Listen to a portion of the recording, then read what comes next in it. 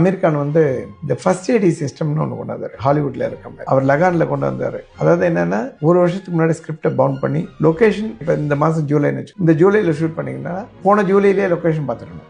போயிட்டு இந்த மரம் காஞ்சி போச்சு அது இதெல்லாம் சொல்லக்கூடாது. அதனால 1 year முன்னாடி ஒரு ரெக்கி பண்ணுவாங்க. அப்புறம் ஒரு டெக் ரெக்கின்னு பண்ணுவாங்க. ஒரு 2-3 மாதத்துக்கு முன்னாடி ஆர்ட்டு காஸ்டியூமு எல்லாரையும் கூப்பிட்டு போயிட்டு சூப்பர் அங்கேருந்து ஷார்ட் என்ன எடுக்க போகிறன்றது வரைக்கும் பேசிடுவாங்க. இங்கே லைட் வைக்கணும்னா அந்த வீட்டில் பர்மிஷன்லாம் வாங்கிடுவாங்க.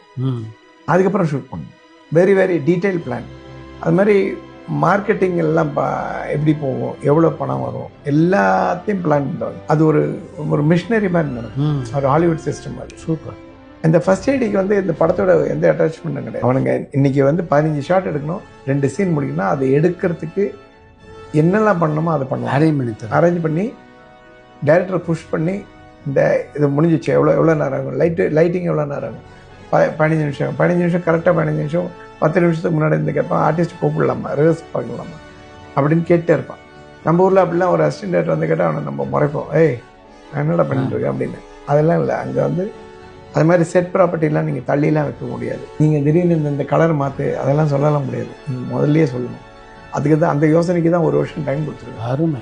ஸோ அப்படி தான் படம் பண்ணுறாங்க.